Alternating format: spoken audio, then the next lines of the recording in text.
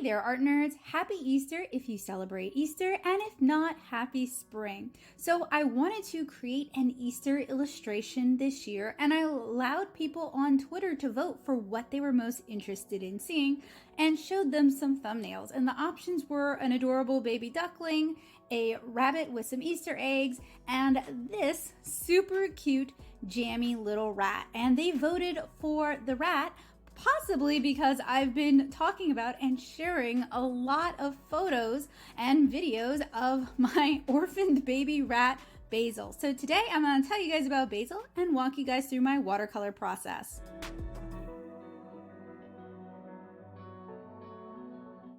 So mid-February, right before Mardi Gras, while I was going for a walk on a fairly cool day, I found a tiny, hairless little baby lying in a puddle along the street. Initially, I thought it was a baby squirrel, and initially I thought it was dead, and I went to scoop it into the grass, because dying in the street is a horrible way to die. I went to scoop it into the grass when it started squirming. I gently scooped it up into my hands and rushed it home and called a squirrel rescue. The lady on the other end of the line asked me, does your little baby have pink paws or black paws? Because this little creature was totally hairless and bright pink. I couldn't tell what it was. I responded that it had pink paws, and she's like, lady, you've got yourself a baby rat. I was kind of torn with what to do because while I like pet rats, up until this point, wild rats had really freaked me out, and my experiences with wild rats were mostly like New York City rats, which are the size of terriers. But I'd already brought this baby home with me, and I figured I couldn't just put it out just because it had the misfortune of being born a rat. As somebody who was born neurodivergent and born in a rural area, I definitely understand that there are things about your fate that you cannot help and you got no choice in. And I hate when people make assumptions about me based on where I'm from or the fact that I'm ADHD. So in good conscience, I couldn't put this baby rat back out into the wilderness to honestly, probably to die, because his chances would not have been great. So I did some research and have been doing research ever since. His chances were terrible. Every single day, I figured that Basil, which is what I came to name him, I figured little Basil was going to be his last, that we were going to be saying goodbye and burying this little critter. We found him February 22nd. It is now April 13th. And he's still with us. He is 10 weeks old. He is a big boy. He's got plenty of hair. He's growing every day. And we decided to keep him. And as someone who has never had rats before, but has done a lot of research on raising wild baby rats and on keeping rats now, I had a lot of really important decisions to make if we were going to keep him. So at first, we were going to release him back into the wild when he hit 6 weeks of age, but he is so friendly. He is so easygoing. He's so sweet. All he wants to do is play and cuddle and lick my fingers, that I knew I was setting him up for a disaster. And in a way, I knew that was coming because he got pneumonia like 3 weeks in living with me, because feeding a baby rat using a brush, there's actually a lot of tutorials, a lot of instruction on how you can attempt this at home. And I basically took all of their best advice. I was getting up every 2 hours and plus extra to feed him just to get some milk into him. And I was feeding him KMR, which I know there's some debate, but I couldn't find the soy-based human infant formula, and you're not supposed to feed them cow's milk. And I couldn't find the goat formula because Southeast Louisiana. So KMR is what he's been eating for the most part. But it was really difficult to keep him from inhaling it, and he ended up getting pneumonia. He ended up with that clicky nose sound, and no vet would see him. The only small animal vet here, first of all, when I told them that I'd adopted a baby rat, they basically laughed at me and was like, good luck. And have you tried calling all of the rehabilitation places, which I'd called several, and most of them were like, we don't handle rats. So thanks for that. So I had to treat him myself, and I found advice on how to give a baby rat in that situation amoxicillin. Now, generally, I would have some severe misgivings about self-prescribing a pet anything. That's what vets are for. but this vet wasn't going to see him. So it was basically, I figure out how to save him or he die. But the amoxicillin, I mixed it with the KMR. He got a couple drops of it every day. He's breathing fine now. I'm going to try really hard to get him into that vet's roster since we're keeping him. It's just for his checkups and just so that we're not faced with an emergency situation like that again where I have no one that I can turn to. We had talked a little bit about possibly getting him a friend. I do know that rats do better with another rat, that they are social animals and that they don't like being alone. I understand that, but part of the problem is that he was found wild, and you're not really supposed to mix different types of rats together. And to my knowledge, there are no breeders in this area. And so my options would be a pet store rat who would be even worse socialized than Basil, who's actually quite well socialized, or a feeder rat who would be even worse socialized than Basil. So for the time being, we're keeping him as a single rat right now, but I spend a lot of time just hanging out with him. Now we do have a cat, but Basil has a nice large 2 foot by 2 foot, it's actually 2.5 foot by 2 foot cage. So it's a pretty sizable cage with lots of room, lots of enrichment. I'm always trying to put in more enrichment to keep him entertained and keep him busy, and I spend a lot of time with him. But he's in his own room, and Bowie is not allowed in this room. So far, it's been pretty easy to keep them separate, and I've been working on weaning him onto Oxbow adult rat pellets. They do make young rat and mouse pellets that have more protein, but supposedly those are not really the best for baby rats, and he didn't like them anyway. It's actually been kind of a challenge weaning him onto the Oxbow pellets because since he is from wild stock, what wild rats do to not poison themselves, because they don't have a gag reflex, they can't really vomit the way humans do if something makes them sick, is they'll take a tiny bite of something and then wait several hours to see if it kills them, basically, and how they feel about it. So getting Basil to try anything takes multiple attempts and a lot of coaxing. So usually wild rats would know what they can and cannot eat from what their mother was eating when she was nursing them, but I'm his mother and I was feeding him kitten milk replacement. So he sure knows that's delicious, but it's been interesting and fun trying to get him to try different things and encouraging him to eat different foods and trying to get him to expand his diet in a healthy way. I never really thought I would keep a pet rat. I've had friends who've had rats, and years ago I read Roald Dahl's The Story of the Witches, where I don't mean to spoil this if you haven't read it and plan on reading it, but the main character runs afoul of a bunch of witches and they turn him into a mouse. And I just cried and cried and cried and cried when he was talking about how it's okay that he's a mouse and mice only live for a short period of time because his grandmother is old and she's only going to live for a short period of time, and really all he wants is to spend those last few years with his grandmother. And honestly, that put me off of keeping small mammals. I've kept reptiles, I've kept cats. I like animals in general, but the fact that they only get to spend so little time with us kind of kept me from ever keeping a pet rat until Basil. And I just fell in love with him. He's such a little fighting spirit, but yet he's so sweet and he's so gentle and he's so playful. And he's just been really a delight to have in my life. So if you're interested, I do share pictures and videos of Basil up on my Twitter sometimes. I don't want to flood all my social media with him. People seem to really like him, which is nice because people in real life are really awful about him. I've had people I know in person make fun of me for it and act like I'm disgusting. And even my own family is really kind of weird about it. So, but I still love him. That doesn't change anything. I'm just really happy that people online are so supportive because people in my real life are not. But I think he's super cute. So you guys can kind of understand why people on Twitter got really attached to Basil, and I need to share some more updates and photos of him because he's doing so well. And he has discovered that he likes sleeping in socks. So that's actually, I'm recording this in the same room as him just to kind of keep him company, and he's taking a midday nap in a sock. It's very cute. It's a little ratty burrito. But people on my Twitter got really attached to him, so I can understand why they voted for the rat illustration, because Basil. And I've also learned that people who love rats, who keep small mammals as pets, that's a fandom in and of itself. They tend to be very into that, which is cool.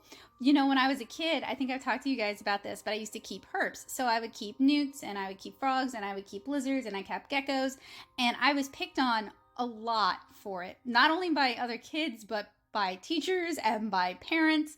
And while that didn't ever kill my love of keeping these animals as pets, my leopard gecko Cleo passed away this year, and I think I'm done with keeping geckos for a little while. So I'm not really a stranger to keeping small animals as pets, but I also know how challenging it is to find a qualified vet.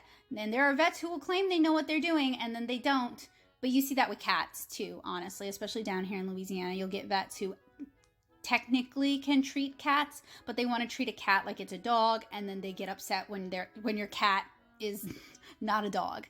So I know how challenging it can be to find a good vet if you don't have a dog, basically. So I'm definitely going to have to work hard to get Basil in with the small exotic vet, and you know, double vet them to make sure that they really know what they're doing when it comes to rats and are not just claiming that. Because while rats are amazing, resilient, incredibly intelligent little animals, that's something that's, you know, you can understand why they are used for so many scientific experiments, is they are incredibly smart. I would love to teach Basil how to do tricks, but he is more praise oriented than he is food oriented. He does seem to like yogus, which are like little yogurt drops, but I haven't yet found like the food that will get him to do anything.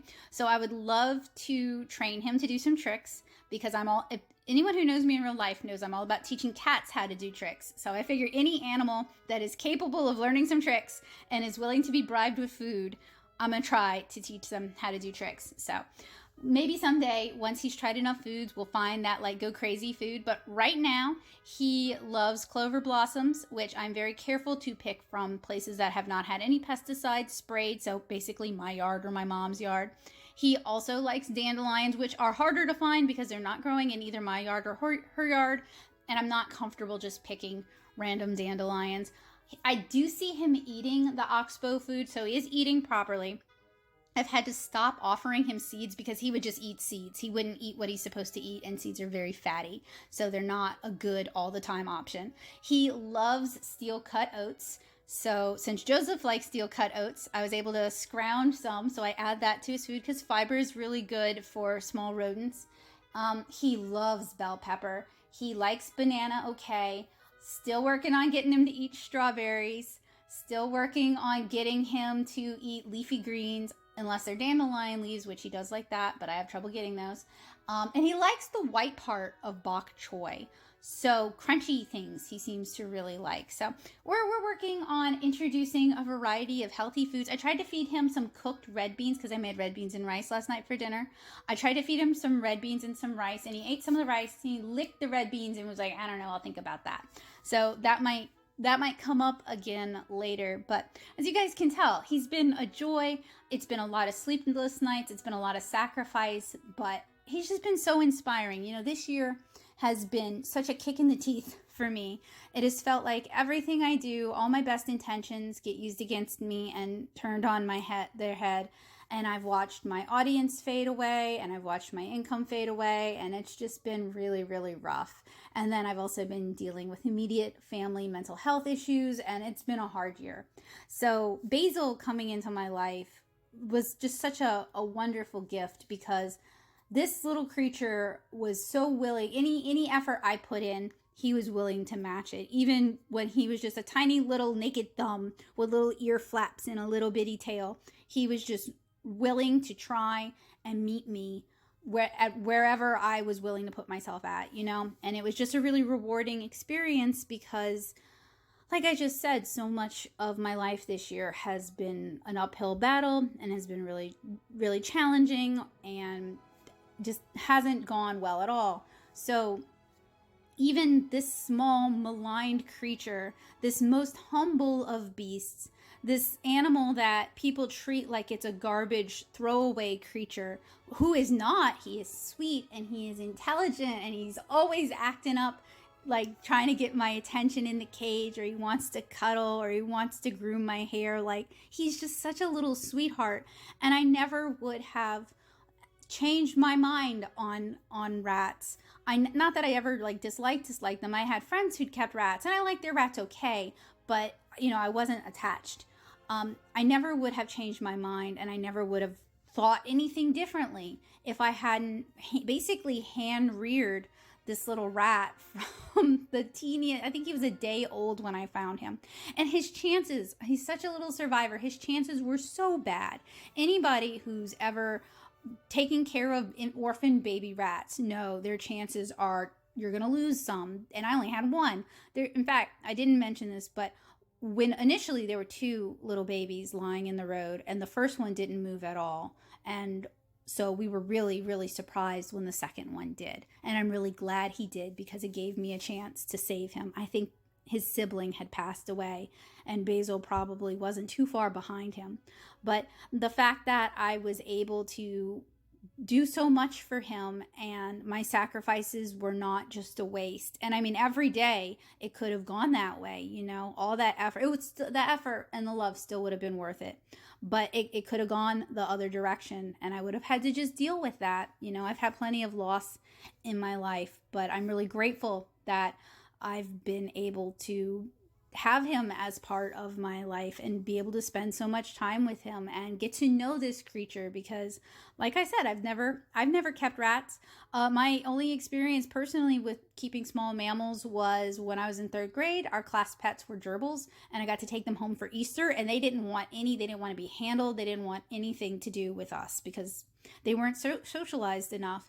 And I just kind of, before Basil and before I'd done all this research in how to take care of Basil and make sure that, minus having a cage mate, he has a really good life, I just assumed that small mammals, much like small reptiles, often are ambivalent about their owners, and that you have them, but it's more for you than it is for them. But with Basil, I've had cats, you know, and I would almost say he's like a small dog in terms of like affectionateness and coming when I call his name and being happy to see me.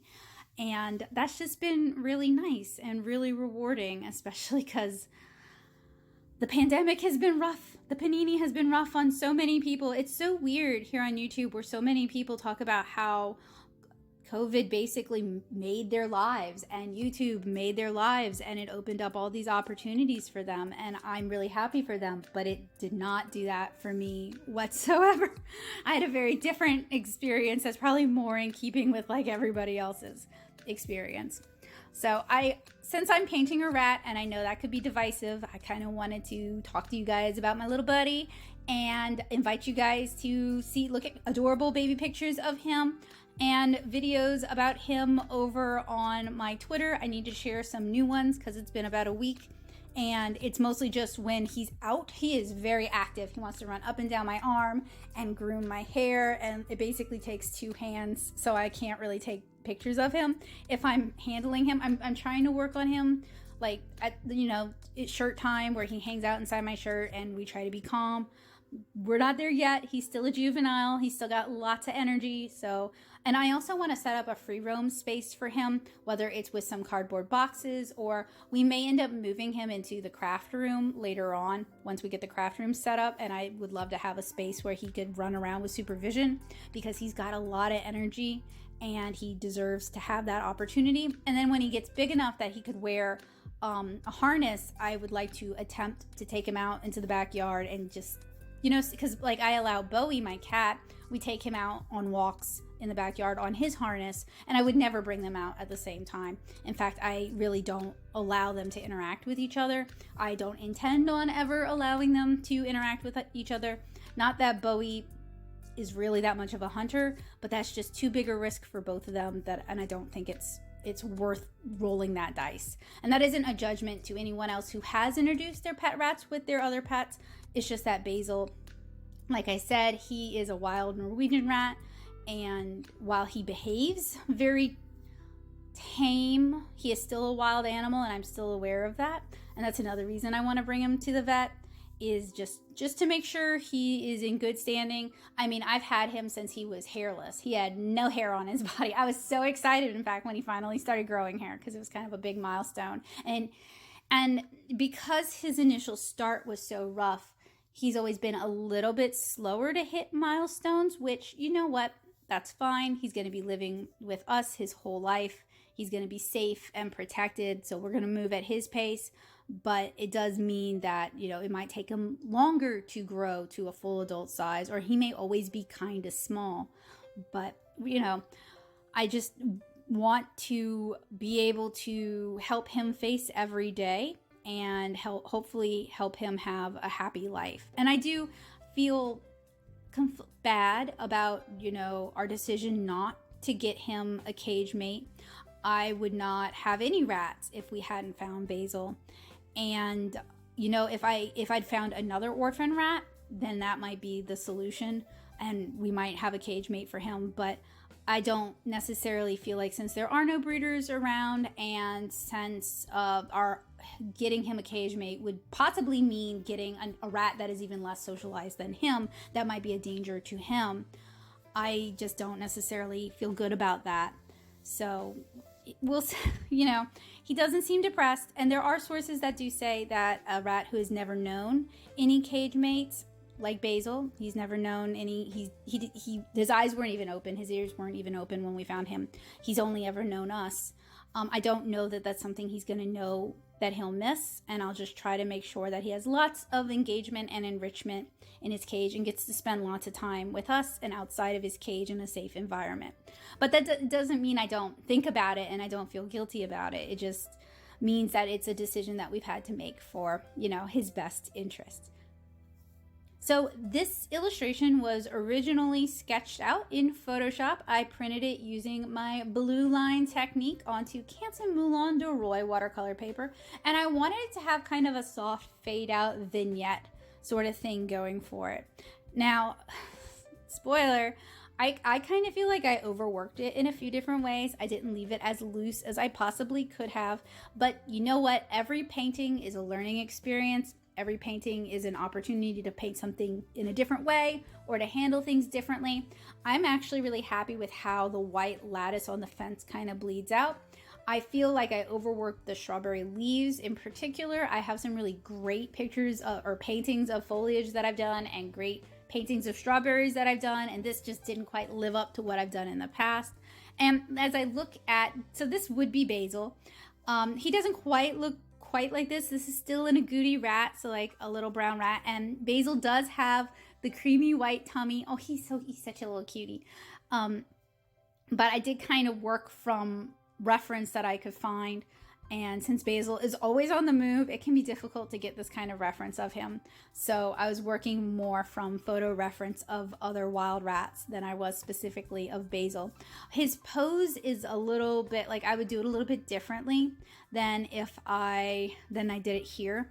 And that's just a learning experience too. The more time I spend with Basil and the more research I do and the more I look at pictures and videos of rats, the better I will be at drawing and rendering rats. So I'm not necessarily super disappointed. It just wasn't 100% what I had in mind. Now, I do end up heavily reworking the eye in this one. And I know this doesn't seem like a traditional Easter illustration. The duck or the rabbit would definitely be more in keeping with Easter. And I know that this could be possibly divisive subject matter because rats do have gotten a really negative rap. That's kind of unfair for them. But Twitter voted, and I was more than happy to comply, especially since this little fellow is so dear to my heart, and it gave me a chance to talk to you guys a little bit about somebody that I love and somebody who's in my life now. So, you know, that's kind of cool. I'm not really gonna like push it. I don't plan on sharing a lot of videos and stuff of Basil. I don't really share a lot of videos and stuff of Bowie, my cat. And when I shared stuff about Dax, while people, that's my family's kitten that I helped foster last year. They've kept him, but he needed a lot of help. Last year he had ringworm and he had fleas and he was missing hair and he was malnourished and the ringworm meds gave him seizures, but the vet didn't want to actually do anything about that or even acknowledge that the ringworm meds could be giving him seizures. And it's really hard to find a good vet here in Louisiana, especially I would recommend don't take them to Riverlands because it's a rotating carousel of vets. And while some of them are really good vets, some of them are really terrible and you never get to see the same vet twice. So anyway, just this, I told you guys, this year has been a lot, but this was something that I am grateful for. And new babies, new life, that's very representative of spring. Strawberries are a spring thing here in Louisiana. What with our Ponchatoula strawberries, the strawberries are in season right now. And this Sunday is Easter Sunday. So, you know, to me as a Louisianian and considering what's been happening in my life, to me, this is a very spring illustration. So I'm going with it. So what I really like about Moulin de Roy is it's a pretty mild-mannered paper. It can take a lot of work and a lot of layers and still be open and receptive, something that I think all of us could possibly learn from, go through a lot, but still stay open to new experiences. So I really utilized the masking fluid and a lot of wet and wet and spray techniques for this piece just to try and get kind of that like soft sunlit atmospheric look, which I think on the fence I'm pretty successful for. On the leaves, not quite so much.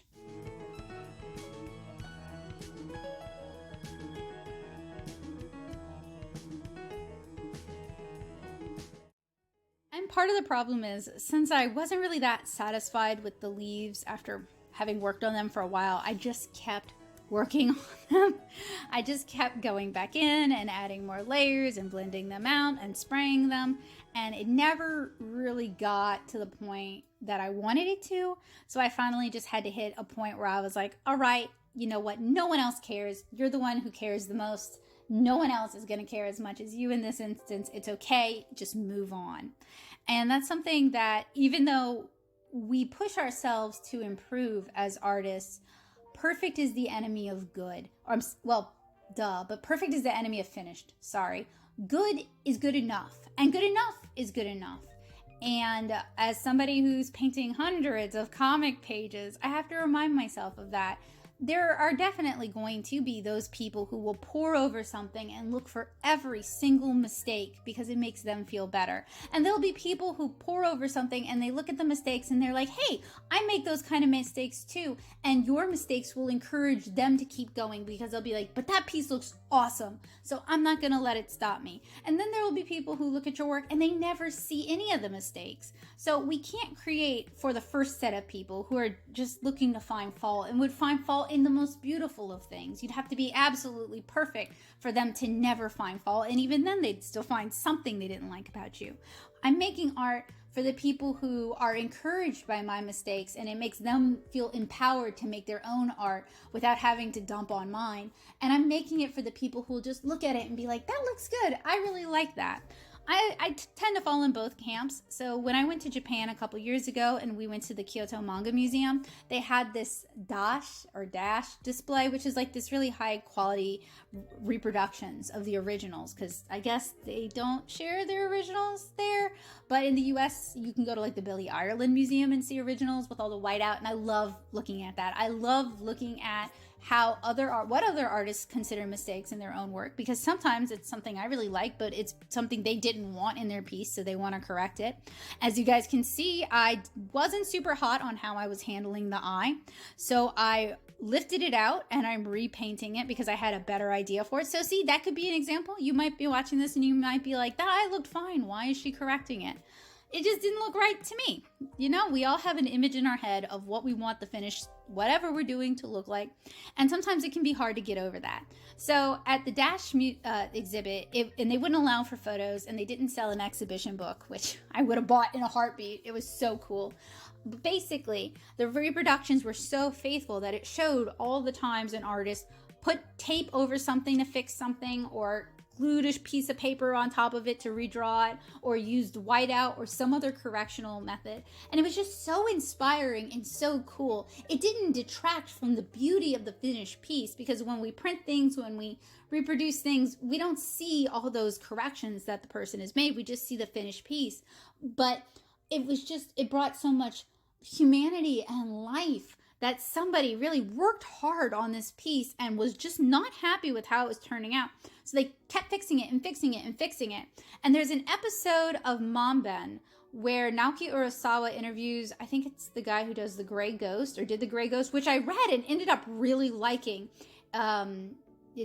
It's hard to explain, but it's really cool, and you guys should check it out. And this guy has this very unique art style.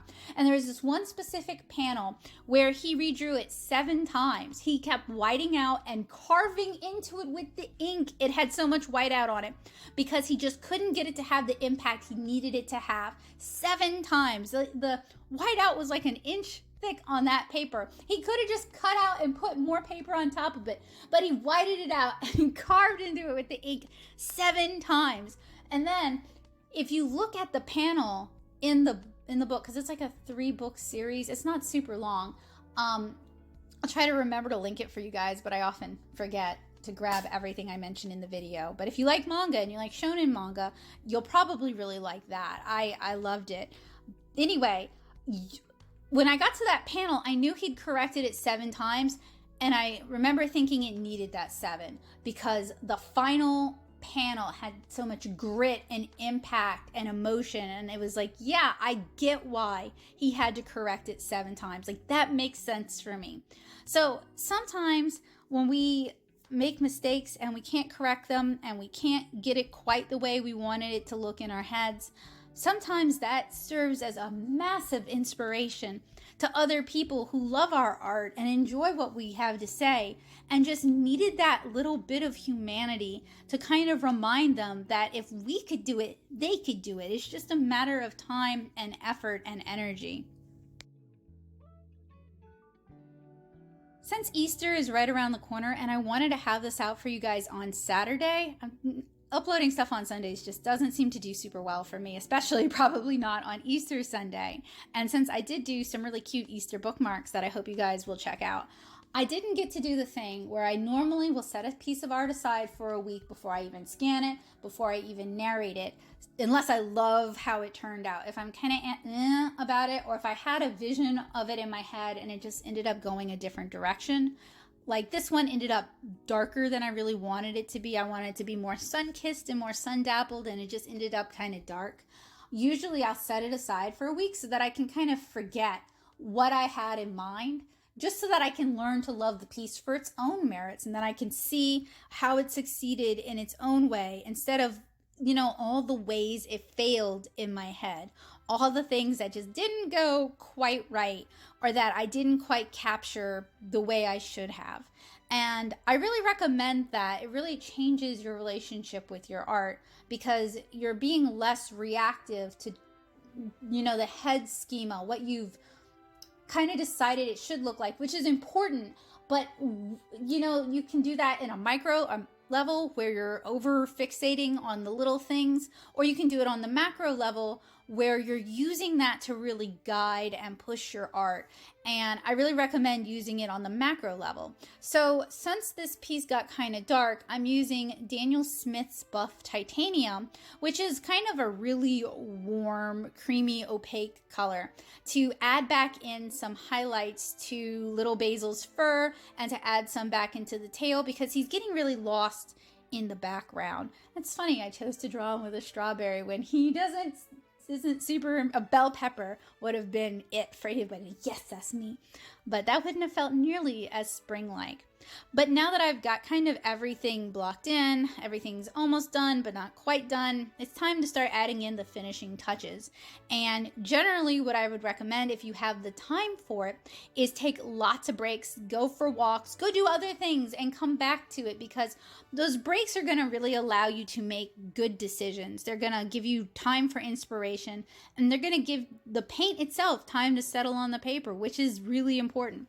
So one technique I wanted to kind of talk to to you guys about, because I think it's really cool, is another way to do dewdrops. I've shared a bunch of ways to do dewdrops here on the channel, but if you decide like halfway through a painting you really want to add some dewdrops because it's going to add some freshness or it's going to add some light, if you're working in watercolor and you're working with good quality watercolors, you can drip drop water on your page, let it sit for a moment, and then lift that out, and it's gonna lift just some of the paint. You can then go in and add a little bit of shading inside the circle using a blue or a blue-gray or a green, depending on what you're doing. And then you can use watercolor pencils or white gouache to add that rim highlight around it. So I'm gonna use my watercolor pencils just to kind of add some lightness, some freshness, to add some rim lighting back into it and try and get some of that contrast back in, because a lot of that got kind of lost as I was working on this. I just kind of got too into the painting and didn't really leave room for it to breathe. So I'm going to try to add some of that back in with my watercolor pencils. And I am working with my favorites. So I'm working with Caran d'Ache Museum Aquarelle, I am working with Caran d'Ache Supercolor 2, and I'm working with Derwent Inktense watercolor pencils. And those are, well, I say watercolor pencils, they're really India ink, but you know what, sort of the Albert Dürer ones by Faber-Castell. So don't at me, I know they're India ink, but companies will use India ink in these kind of pencils. In fact, I think the Museum Aquarelle actually go out of their way to make sure it's pigment rather than India ink. And there's not necessarily anything wrong with India ink. India ink tends to be pretty light fast. My only problem is it does tend to feel kind of flat. So I like saving it for accent colors rather than using it as like my main watercolor. So I've tried the Inktense half pans here on the channel. I've tried the blocks. I like the watercolor pencils the best, and I like to use them in conjunction with regular watercolors. So I'm really leaning heavily on, I have kind of a cream color watercolor pencil that is to add highlights to like fur or to skin, to warmer tone things. And then I have a couple of white watercolor pencils. Those tend to be cooler in influence. So I save those generally for cooler things or for rim lighting. And I'm really just kind of using this to kind of massage in the details and to kind of adjust things. And I'm also going to go back in with regular watercolors to further add in shadows and just kind of adjust things as I go.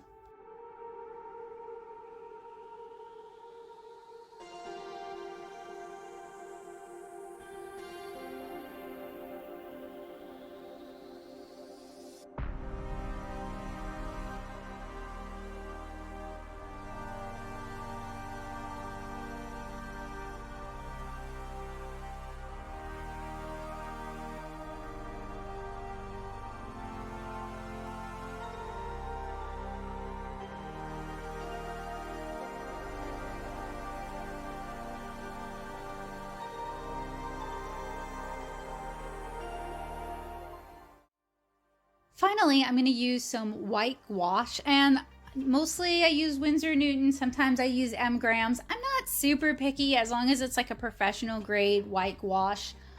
I probably like it because I'm mostly just using it to add in some additional highlights. So you guys saw me use the buff titanium to add in some warmer highlights. I'm using the white gouache to add in like our really white pop highlights. So adjusting the rim lighting, adjusting the lighting on the petals and kind of cleaning them up and defining and delineating them a little bit more so they don't get so lost. I do like a little bit of organized chaos, especially when I'm painting foliage. I do love it when it kind of bleeds into the subject matter and kind of creates like an influence color, sort of like on Basil's tummy there. You get some of that blue from the foliage. It just, to me, it's like one of the joys of watercolor when you get those colors influencing other colors and bleeding into other colors. I love how it looks, but also it just kind of makes everything feel like it exists in the same environment. And whatever issues I might have with this painting, and as I'm watching myself work on it and narrating it in post, it did turn out better than I was giving it credit for. I was being kind of hard on myself. Again, it's getting over that mental idea of what it should look like instead of just loving it for what it is. And really, isn't that something we all need to work on with every aspect of our lives? Maybe not everybody, but like, okay, that's something I need to work on, right? Is just loving things, loving people, loving animals for who they are, where they are, and accepting that. And I think that's something everybody wants, is we just want to be accepted for who we are, where we are, without, too many strings attached. So once I'm finished, once I'm satisfied with it and it's had a chance to dry fully, I remove my blue painter's tape. I did get a tip that I'm going to share with you guys, but I don't plan on trying it myself, that you can use a hair dryer to soften the adhesive so it won't tear your paper or pull it so much. I haven't really been having problems with it tearing my paper on my cotton rag papers, but when I'm painting chapter 9 of 7-inch Kara, that's definitely something I might need to try out because that has been an issue in the past. But I pull away at a 90-degree angle so that if it does tear, it tears away from the illustration rather than into the illustration. And here is my finished Easter, which not really very Easter, but it is very spring illustration. I wanted to paint something Easter-ish for you guys, and I figured that either the duckling or the rabbit was going to win. So I was kind of surprised that people really wanted me to paint the Rattie, but I am here for the strawberry jam rat, and I'm sure Basil is here for the strawberry jam rat. And hopefully me sharing my experiences about adopting a wee little orphan baby rat and raising him and bonding with him has inspired you to maybe an animal that you've always kind of reviled. Maybe give it a second thought. Maybe accept it for whatever it is, or maybe go out of your way to learn about that animal and see if what you thought about it was just based on stereotype and was unfair. But either way, I enjoyed painting this. I enjoyed hanging out with you guys, and I really enjoyed getting to tell you guys about my baby Basil. I hope you guys have a wonderful spring. If you celebrate Easter, I hope you have a happy Easter. But if not, may your spring be warm, full of beautiful flowers, and full of friendship and love.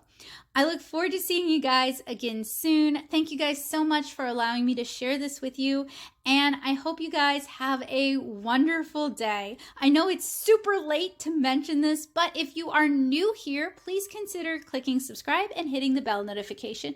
And a huge thanks to my amazing patrons who support the work I do here on the channel via Patreon. They are the only sponsors I have, and I really, really appreciate them and their support so much. Thank you guys so much.